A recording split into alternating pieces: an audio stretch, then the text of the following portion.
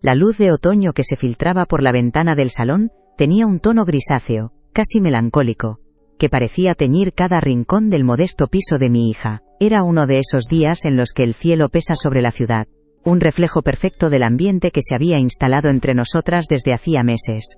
El apartamento, situado en un barrio obrero a las afueras de Madrid, siempre había sido un lugar bullicioso, lleno de las risas de mi nieto, pero aquella tarde el silencio era tan denso que casi se podía cortar con un cuchillo.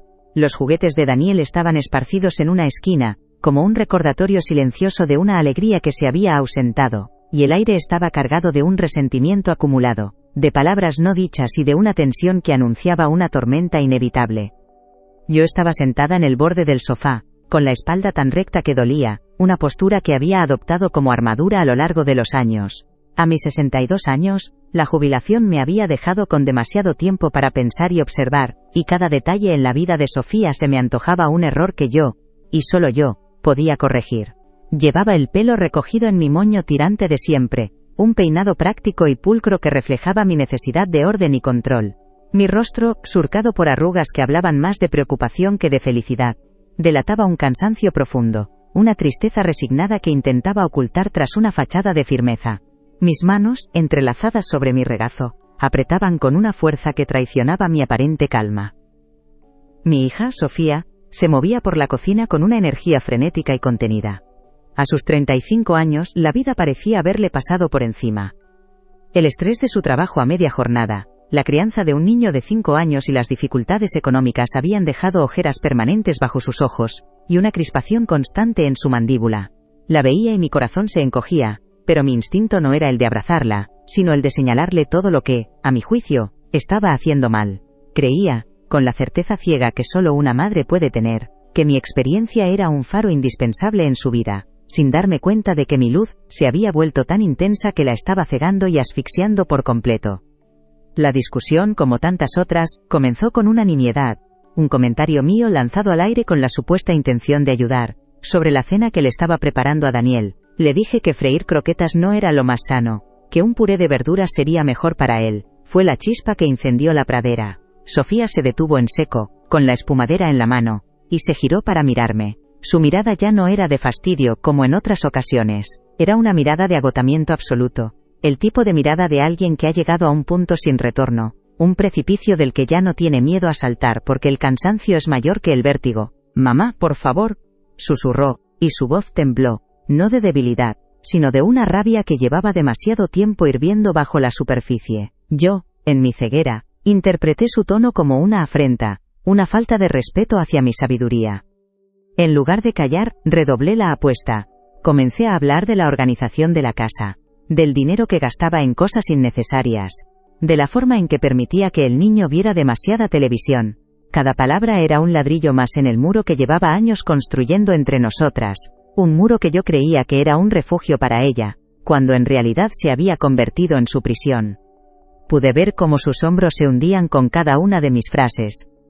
Las lágrimas comenzaron a brotar de sus ojos, pero no eran lágrimas de tristeza, sino de pura y desbordante frustración. Se secó la cara con el dorso de la mano, un gesto brusco, casi violento. Yo seguí hablando, sorda a sus señales, convencida de mi papel de salvadora. Mi monólogo era un torrente de consejos no solicitados, de críticas disfrazadas de preocupación. No me di cuenta de que no estaba intentando ayudarla, sino intentando reafirmar mi propia importancia, llenando el vacío aterrador que la soledad y la viudez habían dejado en mi vida al sentirme necesitada. De repente ella salió de la cocina y caminó con una determinación que me heló la sangre hacia su dormitorio. El silencio que dejó a su paso fue más elocuente que cualquier grito. Escuché el ruido sordo de un armario al abrirse, y unos segundos después, regresó al salón. En su mano traía una pequeña maleta, una de esas de fin de semana que yo misma le había regalado hacía un par de navidades. La dejó en el suelo, a mis pies, con un golpe seco que resonó en el silencio del apartamento como un disparo. Mi torrente de palabras se detuvo en seco. La miré, confundida, sin comprender el significado de aquel gesto. «Mamá», dijo de nuevo, y esta vez su voz era firme, quebrada por el dolor pero inquebrantable en su resolución. Me miró directamente a los ojos, y en su mirada vi el reflejo de una mujer adulta que por fin reclamaba su espacio, su vida. «Te quiero», continuó, y esa frase que debería haberme reconfortado, sonó como el preámbulo de una sentencia. Te quiero, pero no puedo más. No puedo más con esto. Señaló el espacio entre nosotras, el aire cargado de mis juicios y su agotamiento. Cada palabra que pronunciaba caía sobre mí como una losa de cemento, aplastando la imagen que tenía de mí misma. Mi boca se abrió para protestar, para defenderme, para decirle que todo lo que hacía era por su bien, por el de mi nieto. Pero antes de que pudiera articular un solo sonido, ella continuó, y sus siguientes palabras fueron las que realmente me rompieron por dentro, destrozando los cimientos sobre los que había construido toda mi identidad durante las últimas 3 décadas. Necesito mi espacio, mi vida, afirmó, con una claridad desgarradora. Me echaste a perder la mía intentando controlarla, y no dejaré que hagas lo mismo con mi hijo. El golpe fue brutal. Una acusación que me dejó sin aire, porque en el fondo de mi alma, una pequeña voz me susurró que tenía razón. Pero el golpe de gracia, la frase que me desarmó por completo y me convirtió en una extraña en mi propia familia, aún estaba por llegar. Sofía respiró hondo, como si estuviera reuniendo las últimas fuerzas que le quedaban para pronunciar la verdad más dolorosa de todas. Me miró, y en sus ojos vi una mezcla de amor y de una necesidad desesperada de liberarse. Entonces, lo dijo. Vete, por favor. La petición fue casi un ruego, pero fue lo que vino después lo que se clavó en mi corazón como un puñal de hielo. Ya no te necesito. Esas 4 palabras aniquilaron mi propósito, mi razón de ser, todo lo que creía que era. Aquel golpe me dejó sin aire. Fue el principio del fin, o quizás, el comienzo de todo. La sensación fue la de caer al vacío sin nada a lo que agarrarme, viendo cómo el mundo que conocía se desvanecía ante mis ojos. El silencio que siguió a sus palabras fue el más profundo y doloroso que he experimentado en mi vida. Si esta historia ya te está atrapando, y sientes que has vivido momentos que te han partido en dos, suscríbete y cuéntame desde qué rincón del mundo me estás escuchando. Ahora, déjame seguir contándote cómo mi mundo se hizo pedazos en aquel instante, cómo aquella frase me obligó a enfrentarme a la mujer en la que me había convertido. Me quedé inmóvil en el sofá, incapaz de procesar la magnitud de lo que acababa de ocurrir. Ya no te necesito. La frase rebotaba en las paredes de mi mente, cada eco más doloroso que el anterior. Siempre me había visto como el pilar de mi hija, la roca a la que podía aferrarse. Descubrir que, en realidad, era el ancla que la arrastraba al fondo del mar, fue una revelación devastadora. La miré, esperando ver un atisbo de duda, de arrepentimiento en su rostro, pero solo encontré una tristeza firme, la certeza de que había tomado la única decisión posible para poder seguir respirando. Mi orgullo, esa coraza que me había protegido durante tantos años, se hizo añicos. Me sentí desnuda, expuesta y profundamente humillada. No había argumentos, no había defensas posibles ante una verdad tan cruda. El problema no era lo que yo hacía, sino lo que yo era. Mi forma de querer se había vuelto tóxica, una presencia asfixiante que, en nombre del amor, estaba destruyendo a la persona que más quería en el mundo. El amor, mi amor, se había convertido en una carga insoportable, y ella, con todo el dolor de su corazón, se estaba deshaciendo de él para poder sobrevivir. Lentamente, como si mis miembros pesaran 1 tonelada, me puse de pie. Mi cuerpo se movía por pura inercia, mientras mi mente seguía paralizada por el shock. Me agaché y agarré el asa de la pequeña maleta. Pesaba muy poco, casi nada, pero en ese momento sentí como si contuviera el peso de todos mis errores, de todas las oportunidades perdidas de haber sido una madre diferente, una que supiera escuchar en lugar de dictar, que supiera acompañar en lugar de dirigir. La maleta ya estaba preparada, y ese detalle me dolió casi tanto como sus palabras. No había sido una decisión impulsiva, había sido meditada. Caminé hacia la puerta sintiendo su mirada clavada en mi espalda. No me atreví a girarme. No quería ver su rostro, no quería enfrentarme al alivio que seguramente se dibujaba en él junto al dolor. Cada paso era un suplicio. El pasillo, que había recorrido miles de veces, me pareció de repente un corredor larguísimo y desconocido. Era el camino hacia el exilio, un destierro dictado no por el odio, sino por algo mucho peor, la necesidad de protegerse de mi amor. La ironía era tan cruel, que me quemaba por dentro. Yo, que había dedicado mi vida a cuidarla, me había convertido en el peligro del que tenía que huir. Mi mano temblaba al girar el pomo de la puerta. Por un instante una parte de mí deseó que me detuviera, que me dijera que era una locura, que me necesitaba. Pero el silencio persistió, un silencio que confirmaba su decisión. Abrí la puerta y el aire frío de la escalera me golpeó la cara, sacándome de mi estupor. Era el aire de una nueva realidad, una en la que yo ya no tenía un lugar en la vida de mi hija. Era una extraña, una visita que se había quedado demasiado tiempo, y a la que finalmente le habían mostrado la salida. CHE con acento agudo una última mirada hacia el interior del apartamento. Vi el salón, el sofá donde me sentaba, los juguetes de mi nieto. Era un cuadro de una vida familiar de la que yo acababa de ser borrada. Era como mirar una fotografía antigua de un tiempo que ya nunca volvería. Sofía seguía de pie en el mismo sitio, inmóvil. Una silueta recortada contra la luz grisácea de la ventana. No dijo nada más. No hacía falta. Su silencio era la despedida definitiva, el punto y final a un capítulo de nuestras vidas que se cerraba de la manera más dolorosa posible. Salí al rellano y tiré de la puerta para cerrarla. El sonido del pestillo al encajar en su sitio fue metálico, definitivo. Fue el sonido de mi mundo rompiéndose. Me quedé allí, de pie en el pasillo, con la pequeña maleta en la mano, sintiéndome completamente perdida. No tenía a dónde ir. Mi casa, la que había compartido con mi marido, la habíamos vendido tras su muerte para que yo pudiera vivir con Sofía y ayudarla. En mi afán por ser indispensable, me había quedado sin un plan B, sin un refugio propio. Bajé las escaleras lentamente, cada escalón un recordatorio de mi caída. La humillación ardía en mis mejillas. ¿Qué dirían los vecinos? ¿Cómo explicaría mi situación? La abuela abnegada, la madre ejemplar, expulsada de casa de su propia hija. La vergüenza era un nudo en mi garganta que me impedía respirar. Al llegar al portal, empujé la pesada puerta de cristal y salí a la calle. El viento frío de noviembre me envolvió, pero no sentí nada. Por dentro estaba congelada, un desierto de soledad y arrepentimiento. Empecé a caminar sin rumbo, una mujer de 62 años con una maleta y un corazón hecho pedazos. Mientras caminaba, el asfalto frío bajo mis pies parecía absorber el último resquicio de calor de mi cuerpo. Cada paso era un eco sordo de las palabras de Sofía. Ya no te necesito. La frase era un látigo que me golpeaba con cada ráfaga de viento. No sabía a dónde me dirigía. Mis piernas se movían por un instinto primario de huida. Pero, ¿de qué huía? ¿De mi hija o de la verdad aplastante que me había arrojado a la cara? Las luces de los coches que pasaban a mi lado se desenfocaban a través de las lágrimas que no me atrevía a derramar. Sentía las miradas de los transeúntes como agujas, imaginando que todos conocían mi vergüenza, que veían en mí a la madre fracasada, a la mujer desterrada. Mi mente, en un intento desesperado por encontrar refugio, retrocedió décadas atrás, a la época en que mi vida tenía un orden y un propósito claros. Recordé a Javier, mi marido. Él siempre fue mi ancla y mi contrapeso.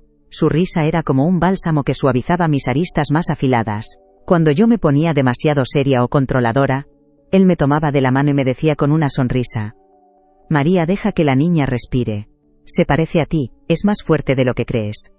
Yo me resistía, pero su calma siempre terminaba por contagiarme. Con él a mi lado, mi necesidad de control parecía más una peculiaridad entrañable que el defecto destructivo en el que se había convertido. Criamos a Sofía en un pequeño piso de 3 habitaciones en Carabanchel, un hogar lleno de olores a guisos lentos y el sonido de la radio siempre encendida. Yo trabajaba como administrativa en una gestoría, un empleo que me gustaba por su estructura y sus reglas claras. Javier era electricista, un hombre de manos fuertes y corazón noble. Nuestra vida era modesta, pero estaba cimentada en una rutina que me daba seguridad. Los domingos íbamos al rastro y luego a comer cocido donde mi madre. Creía que le estaba dando a Sofía el mejor de los mundos, uno predecible y seguro, sin darme cuenta de que la estaba construyendo una jaula dorada con los barrotes de mis propias expectativas. Mi afán por protegerla se convirtió en una sombra constante sobre su vida. Cuando era adolescente y quería salir con sus amigas, yo la sometía a un interrogatorio digno de un juicio. ¿Con quién vas? ¿A dónde? ¿A qué hora vuelves? Cada pregunta era una muestra de mi miedo, un terror irracional a que el mundo, ese lugar caótico y desordenado, le hiciera daño. No entendía que mi sobreprotección era una forma de herirla mucho más sutil y profunda. Le estaba enseñando a dudar de su propio juicio, a sentir que no era capaz de tomar sus propias decisiones, a creer que sin mi guía, estaría perdida. Recuerdo una tarde, Sofía tendría 17 años, había conseguido su primer trabajo de verano como camarera en una cafetería. Llegó a casa radiante, con el primer sueldo en un sobre. Yo, en lugar de felicitarla, lo primero que le dije fue: espero que no te lo gastes en tonterías. Hay que ahorrar para el futuro. Vi cómo la luz de sus ojos se apagaba, cómo su sonrisa se convertía en una mueca de decepción. Javier me lanzó una mirada de reproche desde el sofá, pero yo no la entendí. Estaba convencida de que le estaba enseñando una lección valiosa sobre la responsabilidad, sin ver que le estaba robando la alegría del momento. La muerte de Javier, hace 10 años, fue como si el suelo se abriera bajo mis pies. Un infarto fulminante se lo llevó una mañana de martes mientras se preparaba para ir a trabajar. El silencio que dejó en la casa fue ensordecedor. De repente ya no había nadie que mediara entre mi ansiedad y el mundo. Nadie que me dijera «Tranquila, María». Me aferré a Sofía con la desesperación de un náufrago. Ella ya era una mujer adulta, vivía con su pareja, pero para mí, volvió a ser mi niña pequeña, la única persona que me quedaba, mi único propósito. Mi control se intensificó, disfrazado de una necesidad mutua que solo existía en mi cabeza. Cuando nació Daniel, mi nieto, sentí que la vida me daba una segunda oportunidad para ser indispensable. Me volqué en él con una devoción que rozaba la obsesión. Criticaba la forma en que Sofía le daba el pecho, la ropa que le ponía, los horarios de sus siestas. El niño tiene frío, esa papilla no es nutritiva, no lo cojas tanto en brazos que se acostumbra. Cada consejo era un dardo, una forma de decirle a mi hija que no era una buena madre, que sin mí, no sabría cómo cuidar de su propio hijo. Ella, agotada por el posparto y la falta de sueño, empezó a ceder, a dejarme hacer, creando un precedente peligroso. Mi jubilación coincidió con los problemas económicos de Sofía y su pareja. Fue entonces cuando propuse la idea que, en mi ceguera, me pareció la solución perfecta. Vendería mi piso, les daría una parte del dinero para que aliviaran sus deudas y me mudaría con ellos para ayudar con el niño y la casa. Lo presenté como un acto de generosidad suprema, un sacrificio por el bien de la familia. Pero en el fondo, era un movimiento egoísta, una estrategia para asegurarme un lugar, para huir de la soledad aterradora de mi apartamento vacío, donde cada rincón me recordaba a Javier y a la mujer que yo solía ser. El primer año de convivencia fue una luna de miel tensa. Yo me encargaba de la casa, de la comida, de llevar y traer a Daniel del colegio. Me sentía útil, necesaria, y esa sensación era como una droga que calmaba mi ansiedad. Pero poco a poco, mi presencia se fue volviendo omnipresente. Empecé a reorganizar los armarios de la cocina a mi gusto, a lavar la ropa de una manera específica, a opinar sobre la decoración. No era su casa, era la nuestra, pero bajo mis reglas. Sofía, agradecida por la ayuda económica y práctica, aguantaba en silencio, pero la tensión se acumulaba como la electricidad estática antes de una tormenta. Las discusiones empezaron por tonterías como siempre. Un día, encontré una factura de una cena en un restaurante.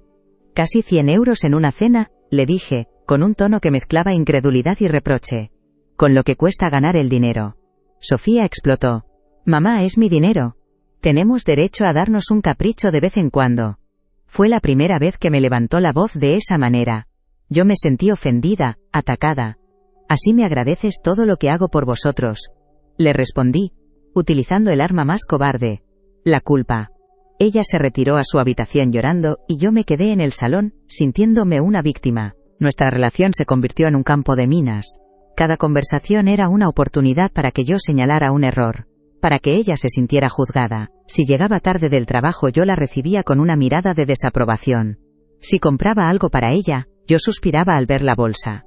La comunicación se rompió. Hablábamos de cosas triviales, del tiempo, de lo que había hecho el niño en el colegio, pero evitábamos cualquier tema personal. El apartamento se llenó de silencios incómodos, de puertas que se cerraban con más fuerza de la necesaria, de miradas que se desviaban para no encontrarse.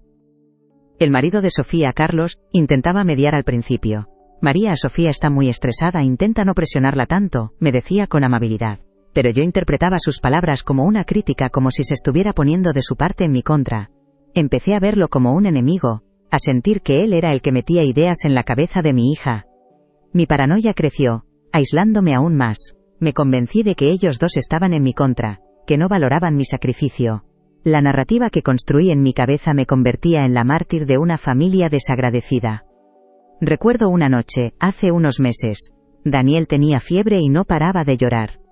Sofía, desesperada, no sabía qué hacer. Yo entré en la habitación, la aparté de un gesto y tomé al niño en mis brazos. Le di el antitérmico y empecé a cantarle una nana, la misma que le cantaba a ella de pequeña. Daniel se calmó y se durmió.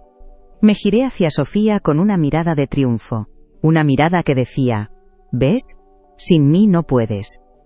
En lugar de gratitud en su rostro vi una humillación profunda. No había ayudado, la había anulado, había convertido su momento de vulnerabilidad en una demostración de mi poder. Esa noche marcó un antes y un después.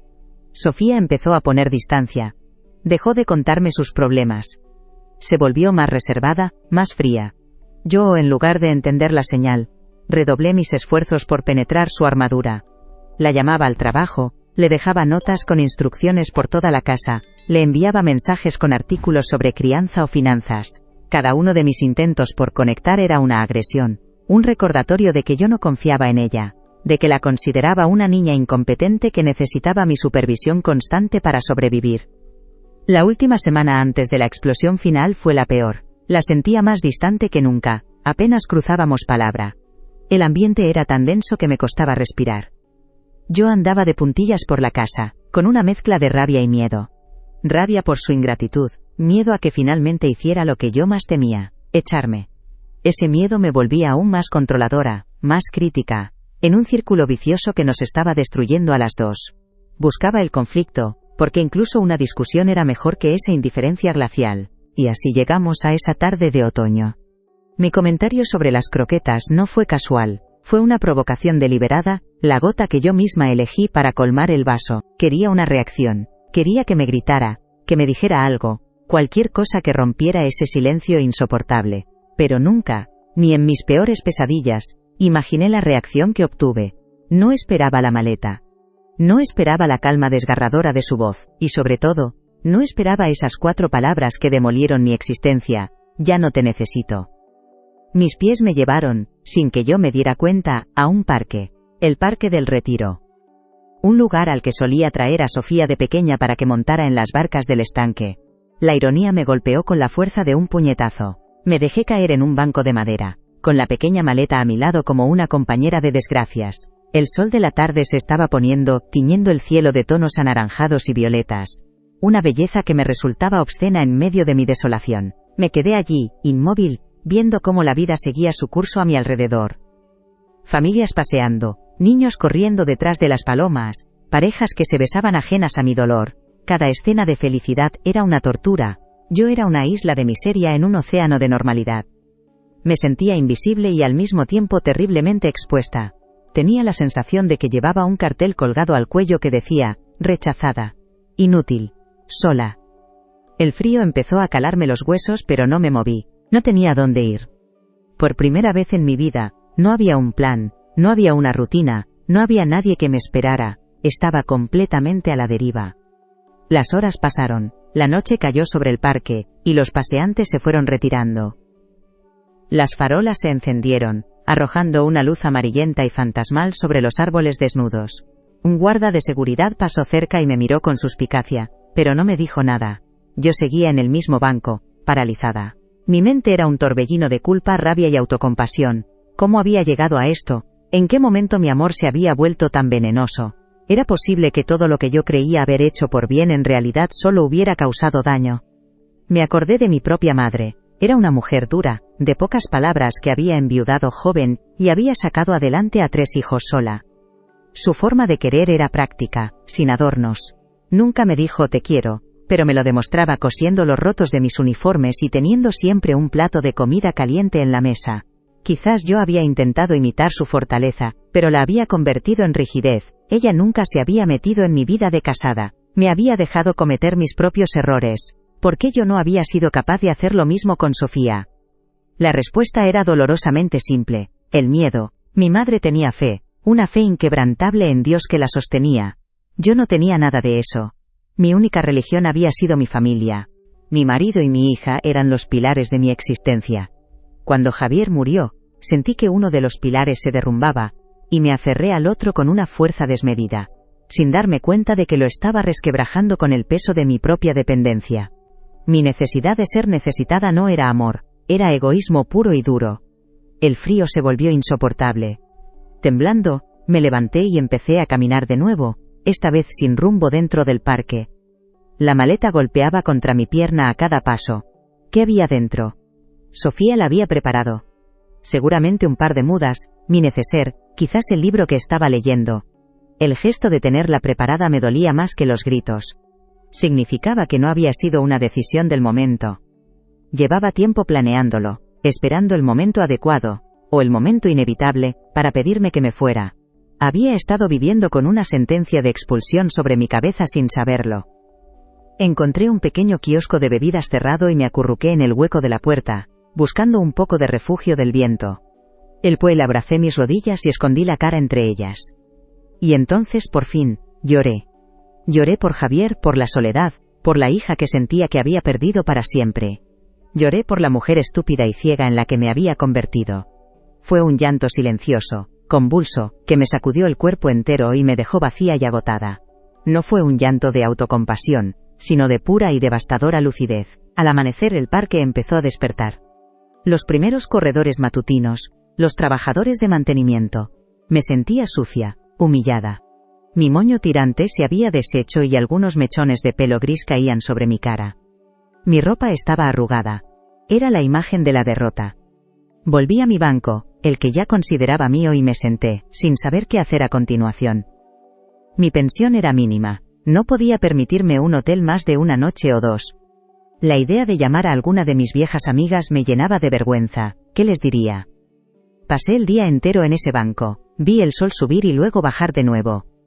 No comí, no bebí, solo observé. Observé a la gente, intentando adivinar sus historias. Esa madre joven, que luchaba con el carrito de su bebé, se sentiría juzgada por su propia madre.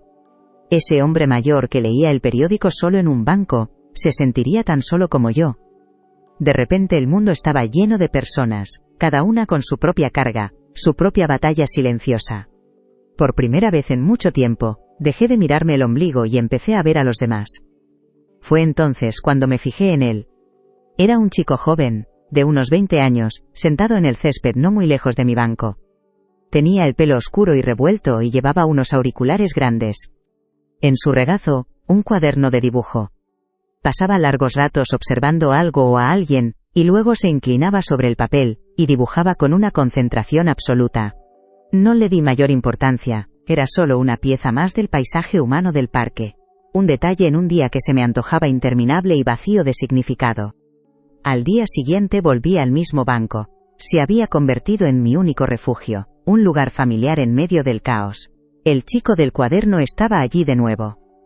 Esta vez, nuestros ojos se cruzaron por un instante. Él me dedicó una tímida sonrisa y apartó la vista rápidamente, como si lo hubiera pillado haciendo algo malo. Yo no respondí. La desconfianza era una segunda piel para mí. ¿Qué podía querer un chico tan joven de una vieja como yo? Probablemente se estaba riendo de mi aspecto, de mi maleta, de mi desdicha. Pero al tercer día, algo cambió, el frío era más intenso. Un viento helado se colaba por entre los botones de mi abrigo. Yo estaba tiritando, con las manos metidas en los bolsillos intentando conservar un poco de calor. Vi al chico levantarse y caminar en mi dirección. Mi cuerpo se tensó. Me preparé para lo peor, una burla, una petición de dinero, no lo sé. Se detuvo a unos pasos de mí, con una expresión de duda en su rostro. Sostenía un termo en una mano y un vaso de cartón en la otra. Perdone, dijo, y su voz era suave, casi un susurro. He visto que lleva aquí varios días y hace mucho frío. ¿Quiere un poco de café caliente? Me quedé mirándolo, sin saber qué decir.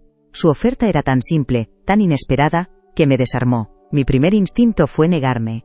Decirle que me dejara en paz. Levantar mis muros para proteger lo poco que me quedaba de dignidad. Pero había algo en su mirada, una empatía genuina, sin rastro de lástima ni de juicio, que me impidió hacerlo.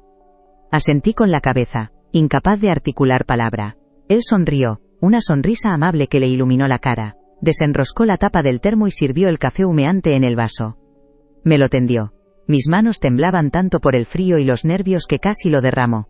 El calor del cartón se transmitió a mis dedos helados, una sensación reconfortante que fue más allá de lo físico. Era un pequeño gesto de humanidad, el primero que recibía en lo que me parecieron años. Di un sorbo. El café estaba amargo y fuerte. Y me supo a gloria. Gracias, conseguí decir, y mi voz sonó ronca por el desuso. Él se encogió de hombros, como si no tuviera importancia. De nada, me llamo Leo. No me preguntó mi nombre. No me preguntó por qué estaba allí, sola, con una maleta. Simplemente se sentó en el otro extremo del banco, a una distancia respetuosa, y abrió su cuaderno de dibujo. El silencio que se instaló entre nosotros no fue incómodo. Era un silencio tranquilo, de compañía. Por primera vez en 3 días, no me sentí completamente sola en el universo. Leo no intentó conversar. Se limitó a dibujar, a beber de su termo, a existir a mi lado. De vez en cuando, levantaba la vista y observaba el parque, los árboles, un perro que perseguía una pelota. Yo lo miraba de reojo, intrigada. ¿Quién era ese chico? ¿Por qué había decidido acercarse a una extraña desaliñada y triste? Su presencia era un enigma, pero un enigma tranquilizador. Me terminé el café lentamente, saboreando cada sorbo, intentando alargar ese pequeño momento de conexión humana. Cuando se acabó dejé el vaso vacío a mi lado en el banco. Leo pareció notarlo. Cerró su cuaderno, se levantó y recogió el vaso. Bueno, tengo que ir a clase, dijo. Cuídese, ¿vale? Y con otra de sus tímidas sonrisas se alejó, caminando con paso ligero hacia la salida del parque. Me quedé mirándolo hasta que desapareció. No sabía si volvería a verlo, pero su gesto había encendido una pequeña chispa en la oscuridad abrumadora en la que me encontraba. Una diminuta llama de esperanza. Esa noche, reuní el poco dinero que llevaba encima y pagué una habitación en una pensión barata cerca de Atocha. El lugar era lúgubre y olía a humedad, pero tenía una cama y, lo más importante, una ducha caliente. Mientras el agua caía sobre mi cuerpo, no solo lavaba la suciedad de 3 días en la calle. Sentí que también empezaba a limpiar una capa de amargura y autocompasión. La bondad inesperada de un desconocido me había recordado que el mundo no era solo el lugar hostil que yo había imaginado. A la mañana siguiente, después de un desayuno de café con leche y una magdalena rancia, me enfrenté a mi reflejo en el espejo del baño. La mujer que me devolvía la mirada era una extraña. Tenía los ojos hinchados, el pelo sin vida, y una expresión de derrota que me dolió reconocer. ¿En esto me había convertido? ¿Una anciana sin hogar y sin familia? No. No podía permitir que esa fuera mi historia. El orgullo, ese viejo y terco compañero, resurgió de sus cenizas. Pero esta vez no era un orgullo destructivo, sino uno de supervivencia. Decidí que no podía seguir huyendo. Tenía que enfrentarme a mi nueva realidad. Salí de la pensión y caminé hacia una oficina de servicios sociales que había visto cerca. La idea de pedir ayuda me resultaba humillante, pero la alternativa era mucho peor. La sala de espera estaba llena de gente con rostros tan cansados como el mío. Familias con niños, ancianos, inmigrantes. Personas cuyas vidas se habían torcido, igual que la mía. Dejé de sentirme una excepción trágica y me vi como una más en la larga cola de los rotos. La funcionaria que me atendió era una mujer joven, con una mirada eficiente pero compasiva. Escuchó mi historia sin interrumpirme, asintiendo de vez en cuando. No me juzgó. Me habló de albergues temporales, de ayudas económicas, de la posibilidad de solicitar una vivienda social. El lenguaje era burocrático y desalentador, un laberinto de papeles y plazos, pero por primera vez, vi un camino, por estrecho y difícil que fuera. Me dio unos formularios y me dijo que volviera al día siguiente con mi documentación. Al salir de la oficina, sentí un peso menos sobre mis hombros. No era una solución, pero era un comienzo. Era un plan. Y yo siempre había sido una mujer de planes. Caminé de vuelta hacia el parque, casi por inercia. Necesitaba ese espacio de anonimato para procesar todo lo que estaba ocurriendo. Necesitaba la calma de los árboles y la distancia de la gente. Me senté en mi banco, con la carpeta de formularios sobre mi regazo, sintiéndome extrañamente en calma. Leo no estaba allí. Una parte de mí se sintió decepcionada. Me había acostumbrado a su presencia silenciosa. Sin embargo, su ausencia también me sirvió para darme cuenta de algo importante. No podía depender de la amabilidad de un extraño para seguir adelante. Tenía que encontrar la fuerza dentro de mí misma, la misma fuerza que había tenido para criar a mi hija, para superar la muerte de mi marido, para dirigir mi vida. Solo que ahora tenía que aprender a usarla de una manera diferente. Pasé la tarde rellenando los formularios. Cada casilla, cada pregunta sobre mis ingresos, mi estado de salud, mi situación familiar, era un recordatorio de mi fracaso. Pero en lugar de hundirme, me concentré en la tarea con una meticulosidad casi obsesiva. Era algo que podía controlar, algo tangible en medio de la incertidumbre. Era el primer paso para reconstruir mi vida, una vida que, por primera vez, tendría que ser exclusivamente mía, sin definirme a través de mi rol de madre o esposa. Al atardecer, cuando ya casi no veía para escribir, levanté la vista.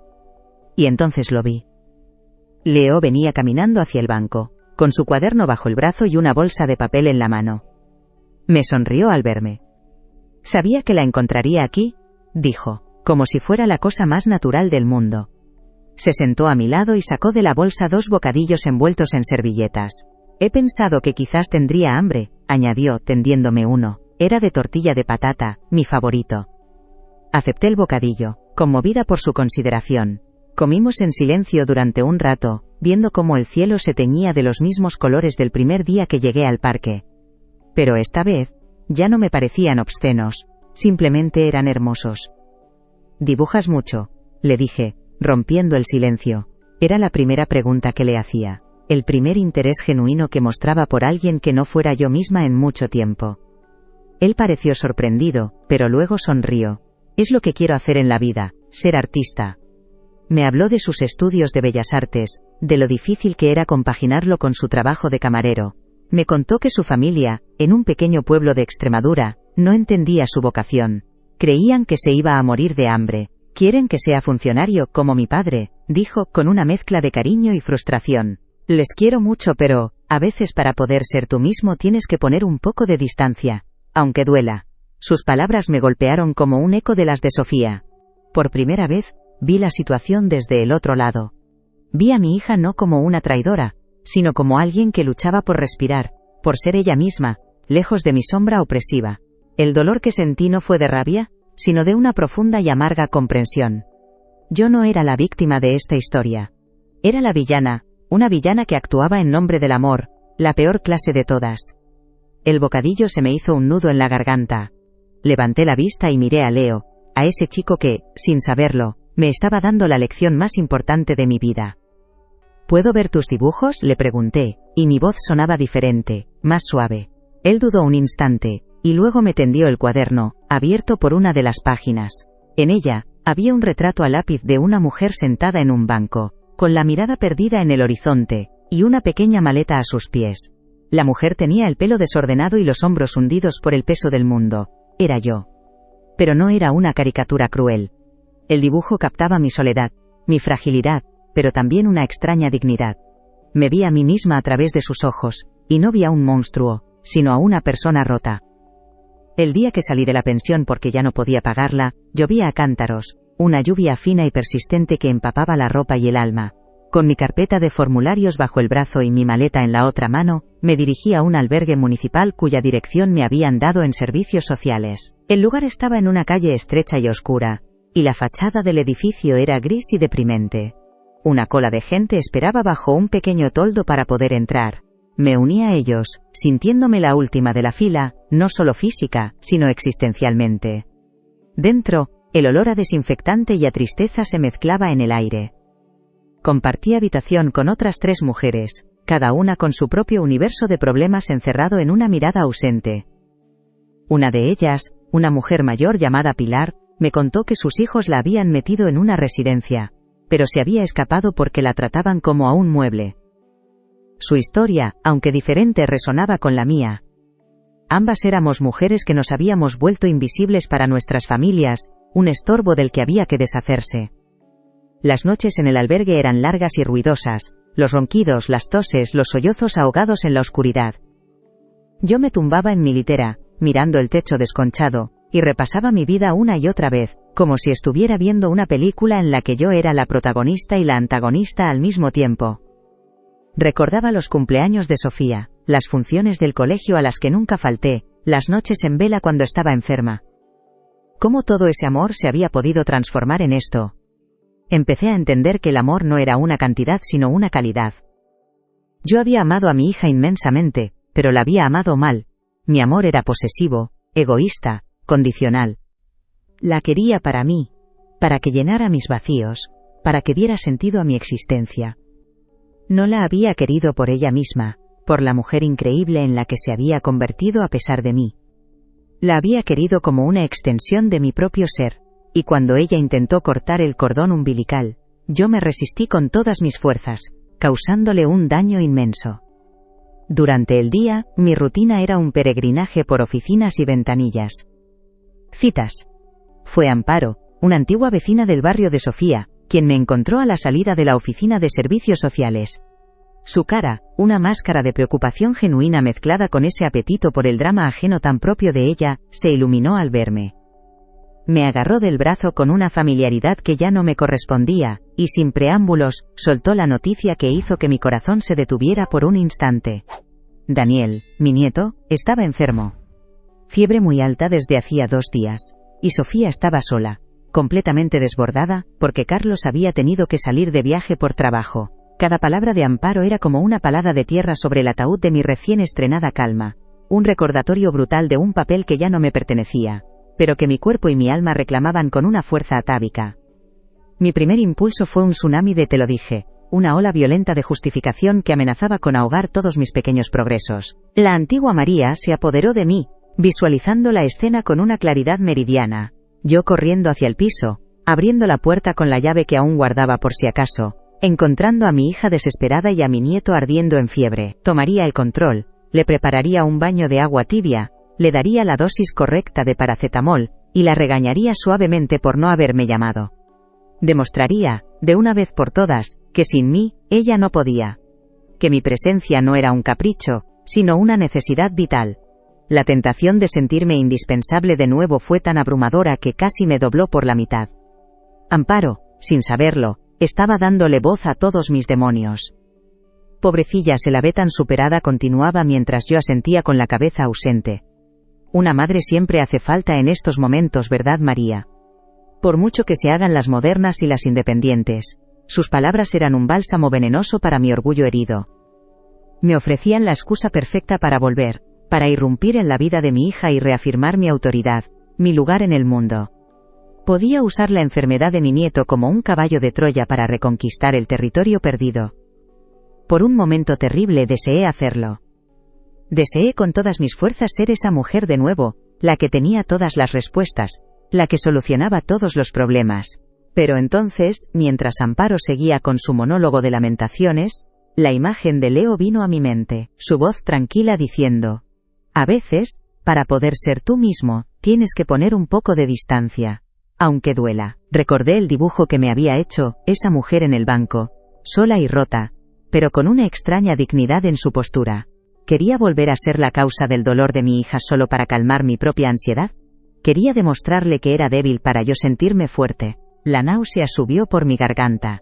Agradecí a Amparo su información con una cortesía forzada y me alejé de ella, caminando en la dirección opuesta a la casa de Sofía. Cada paso era una batalla contra mis instintos más arraigados.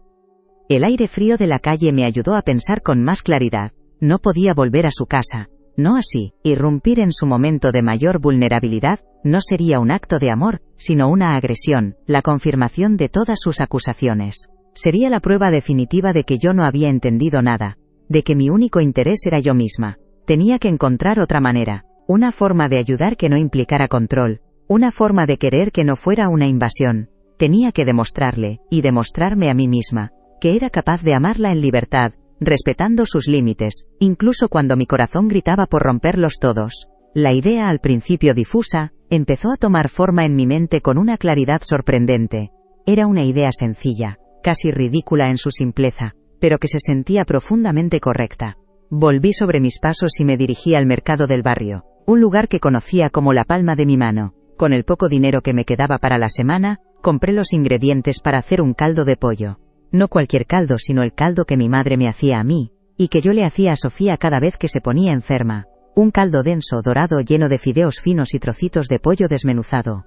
Un caldo que era mucho más que comida. Era un abrazo líquido, una caricia para el alma, un recuerdo de la infancia que no necesitaba palabras para ser entendido.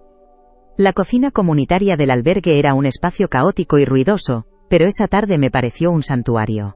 Mientras picaba las verduras con manos temblorosas pero firmes, sentí que algo se reordenaba dentro de mí.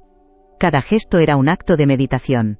Pelar las zanahorias, trocear el puerro, lavar el pollo. Estaba cocinando con un propósito que iba más allá de mi propio ego. No lo hacía para que me dieran las gracias, ni para que me necesitaran. Lo hacía simplemente porque mi hija y mi nieto estaban enfermos, y yo quería cuidarlos. Era la primera vez en mucho tiempo que un acto mío nacía de un amor puro, sin condiciones, sin expectativas de retorno. Mientras el caldo hervía a fuego lento, llenando el aire con su aroma reconfortante, salí de nuevo a la calle. Fui a la farmacia de la esquina y con el dinero que me quedaba, compré un termómetro digital nuevo y un frasco de paracetamol infantil. Dudé un momento, pensando en si debía comprar también algo para la tos, pero me detuve. No, eso ya sería dar un consejo no solicitado, una forma sutil de decir yo sé lo que necesita. Me limité a lo esencial, a lo básico. Una ayuda, no una instrucción. Guardé las medicinas en una bolsa junto a un par de limones y una pequeña tarrina de miel que había en el albergue.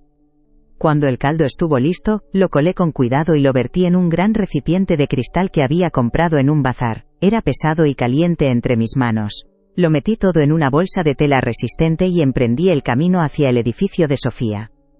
Las calles me resultaban dolorosamente familiares. Cada esquina, cada tienda, cada árbol me recordaba los paseos con Daniel, las idas y venidas a su colegio. Al llegar al portal mi corazón empezó a latir con una fuerza desbocada. Sentía que estaba a punto de enfrentarme a la prueba más difícil de mi vida, una prueba en la que no había nadie para juzgarme, excepto yo misma.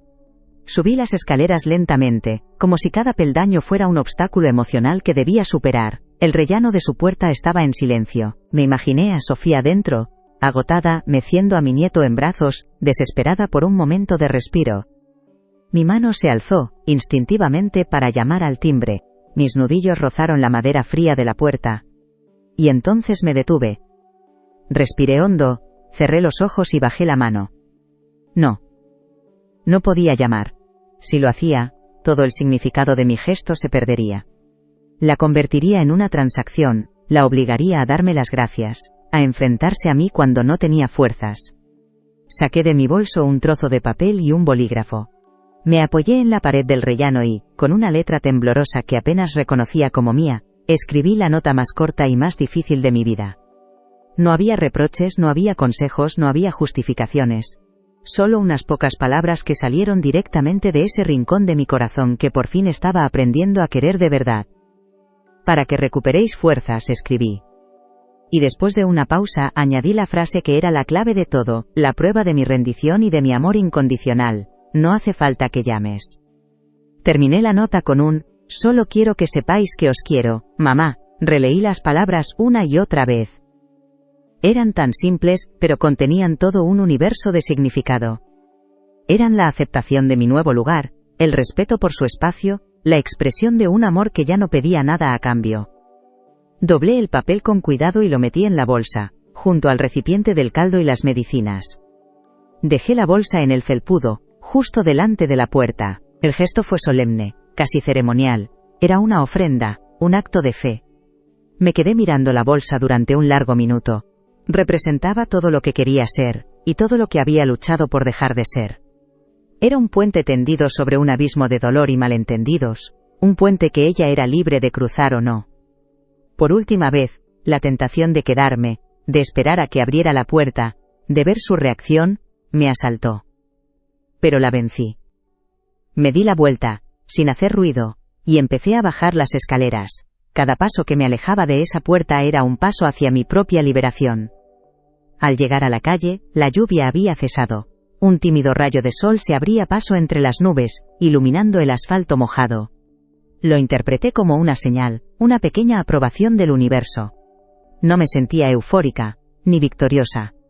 Sentía una paz profunda, una serenidad que no había experimentado en años. Había hecho lo correcto, no lo que era más fácil para mí. Había actuado desde el amor, y no desde el miedo. Y esa sensación por sí sola, era una recompensa más grande que cualquier palabra de agradecimiento que pudiera recibir. ¿Te está gustando esta historia? Deja un like y suscríbete al canal. Ahora continuamos con el vídeo. No volví directamente al albergue. Necesitaba caminar, procesar la intensidad de lo que acababa de hacer. Fui al parque, a mi banco. Me senté y observé a la gente, pero esta vez no me sentía una extraña. Me sentía parte de ese flujo de vidas que se cruzaban, cada una con sus propias batallas. Por primera vez, no estaba esperando una llamada, no estaba anhelando una respuesta. Había entregado mi mensaje de amor y lo había soltado, dejándolo volar libre, sin ataduras. El resultado ya no dependía de mí, y eso, paradójicamente, me daba una enorme tranquilidad.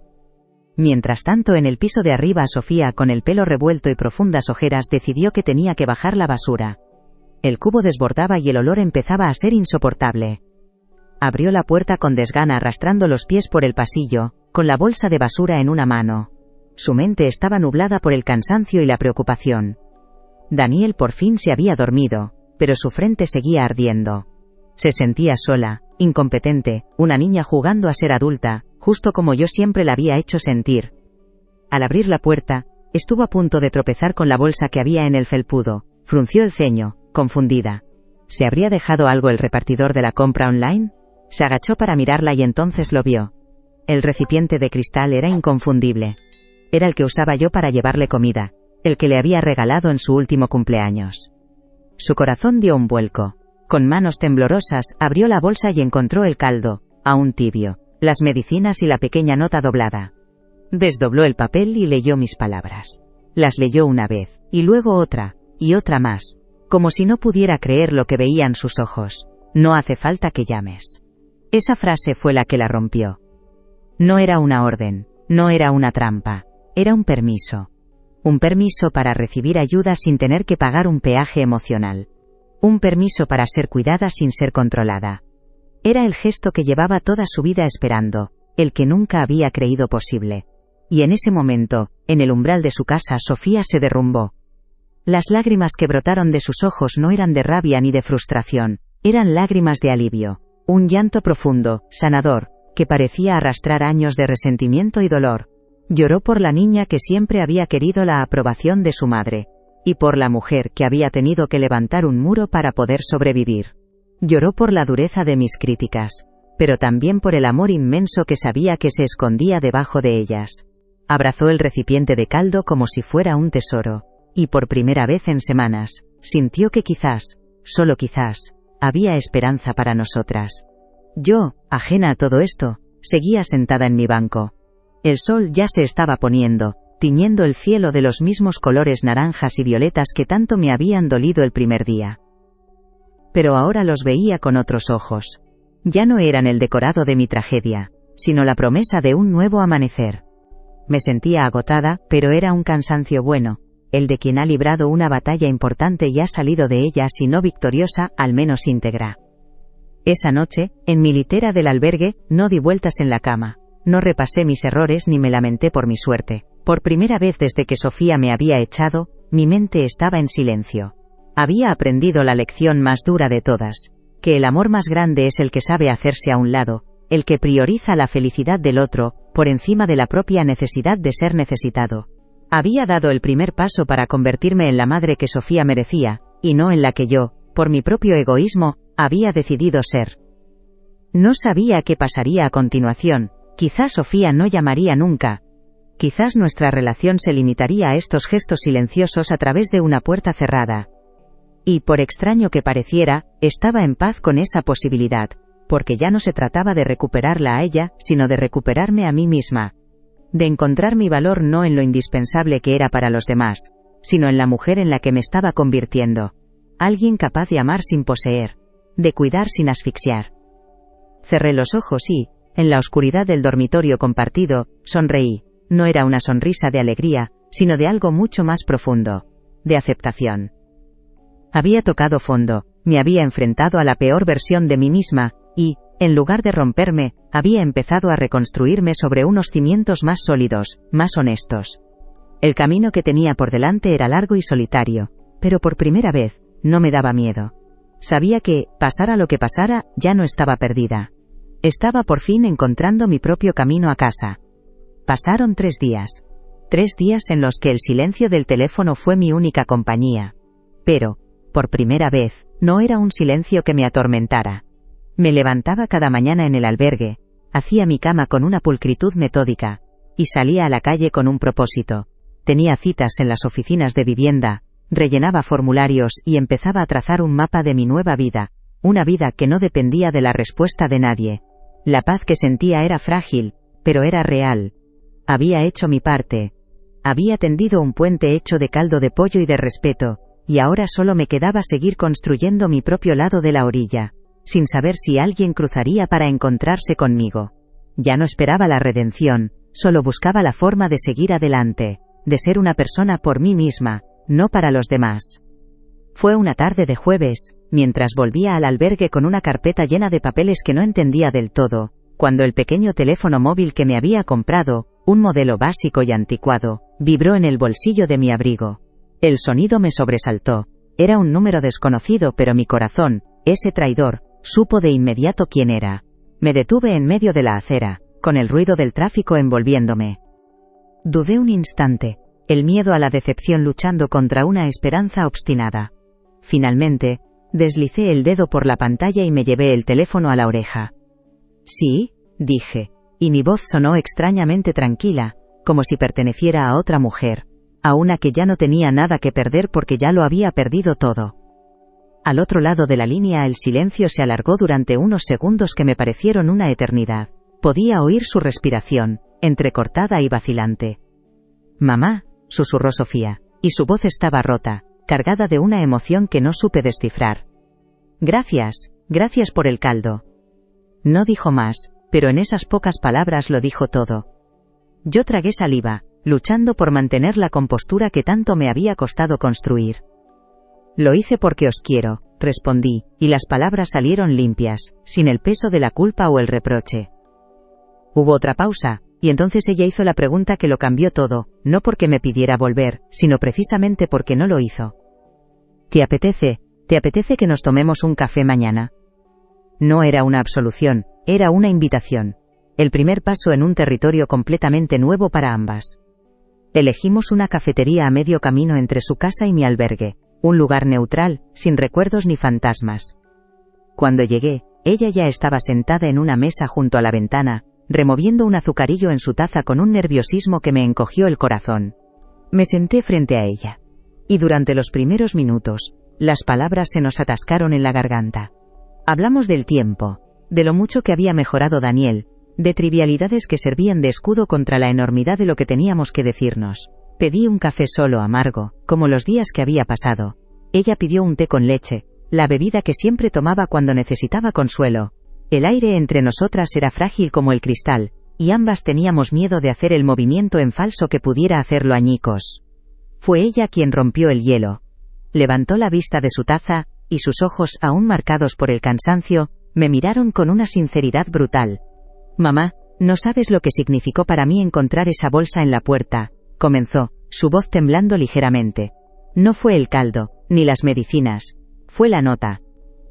No hace falta que llames. Fue la primera vez en mi vida que sentí que me estabas dando algo sin esperar nada a cambio. Que me estabas dando permiso para ser yo, para estar mal, para necesitarte sin que eso significara que tú tomaras el control. Cada palabra era una confesión, una explicación de años de dolor contenido, y yo, por primera vez, no sentí la necesidad de interrumpirla, de defenderme, de justificarme. Simplemente la escuché. Y mientras ella hablaba, algo dentro de mí terminó de romperse para poder sanar.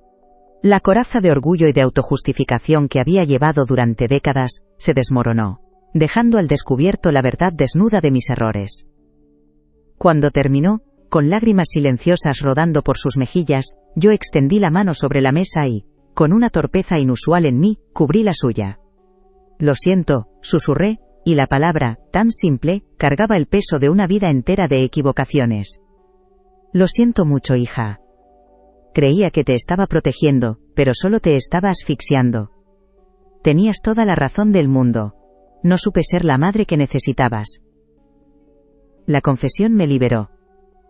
Admitir mi fracaso no me hizo más débil, sino increíblemente más humana, más real. Aquel café no fue una reconciliación mágica, sino el inicio de una larga y lenta reconstrucción. Acordamos nuevas reglas, nuevos límites que nunca antes habían existido. Yo no volvería a vivir con ella. Nos veríamos una vez por semana, para comer o pasear por el parque con Daniel. Las llamadas serían para contarnos nuestras cosas, no para supervisarnos. Ella era la madre, y yo, la abuela. Los roles por fin estaban claros. Fue una conversación difícil, llena de pausas y de miedos, pero fue la conversación más honesta que habíamos tenido en toda nuestra vida.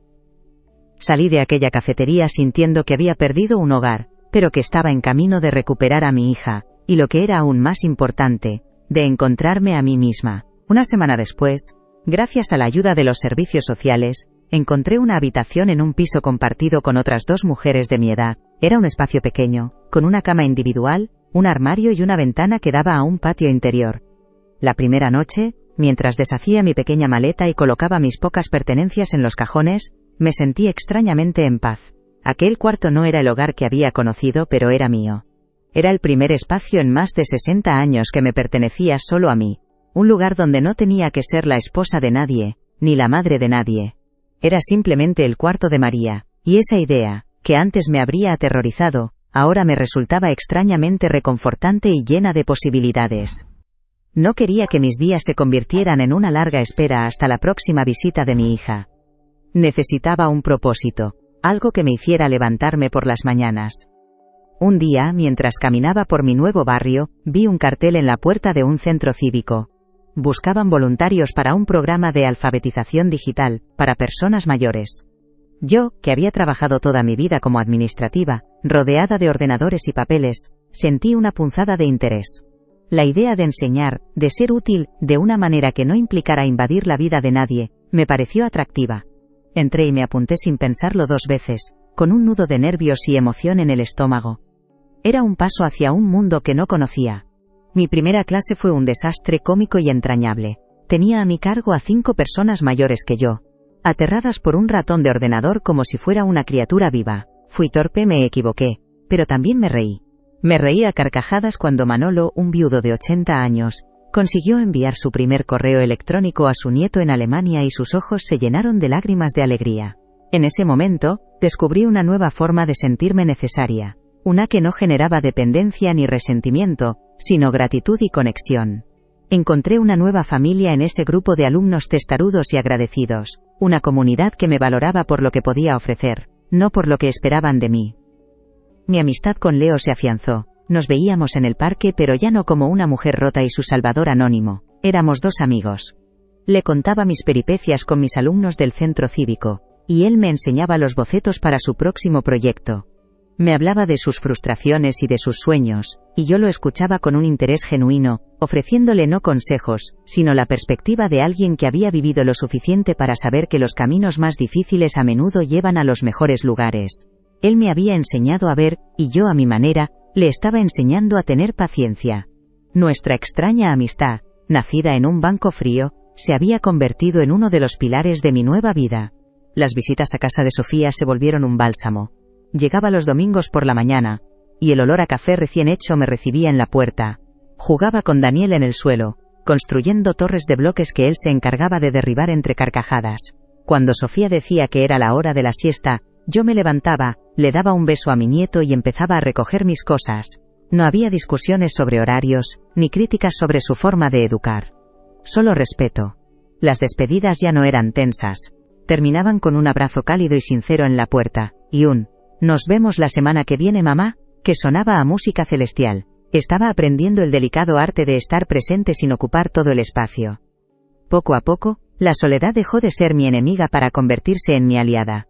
Disfrutaba de las tardes en mi pequeña habitación, leyendo los libros que sacaba de la biblioteca del barrio. Me apunté a un club de lectura en el centro cívico, y descubrí que tenía opiniones propias, ideas que no giraban en torno a las necesidades de los demás. Aprendí a cocinar para una sola persona, no como un acto triste, sino como un gesto de autocuidado. Me estaba conociendo a mí misma a los 63 años, descubriendo a la mujer que se había quedado oculta bajo las capas de madre, esposa y cuidadora. Y, para mi sorpresa, era una mujer que me gustaba bastante. Los meses se convirtieron en un año. Mi rutina se asentó en una calma agradable. Mis clases en el centro cívico, los cafés con mis nuevas amigas, las visitas semanales a mi hija. Nuestra relación se había transformado en algo que nunca pensé posible. Una conexión entre 2 mujeres adultas que se querían y se respetaban. Hablábamos por teléfono casi a diario, pero ahora las conversaciones eran ligeras, llenas de anécdotas y risas. Ella me contaba los desafíos de su trabajo, y yo le contaba los avances de Manolo con el procesador de textos. Estábamos construyendo una nueva historia juntas, una basada en la libertad y la confianza mutua. Un día de otoño, volví al parque. Me senté en el mismo banco donde todo había comenzado, pero ya no me sentía como aquella mujer desahuciada y perdida. Mi postura era erguida pero relajada, mi pelo seguía recogido pero de una forma más suave. Observé a las familias, a las parejas, a los niños, y ya no sentí envidia ni amargura. Sentí una profunda gratitud por el doloroso viaje que me había traído hasta aquí.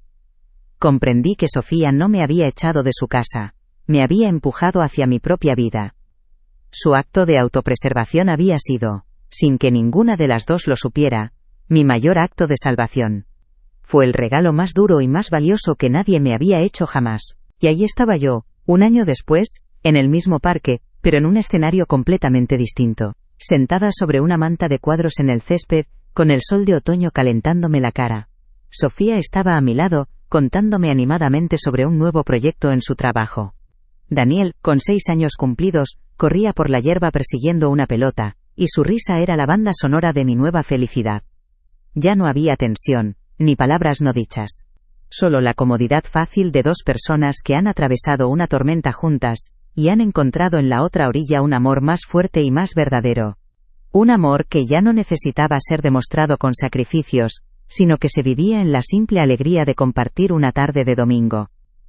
De repente una figura familiar se acercó a nosotros. Era Leo, con su cuaderno de bocetos bajo el brazo y una sonrisa que le ocupaba toda la cara.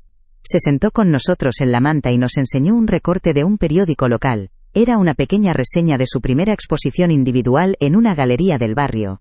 Lo felicitamos con un entusiasmo genuino. Miré a mi hija, a mi nieto, a mi joven amigo, y me sentí inmensamente rica.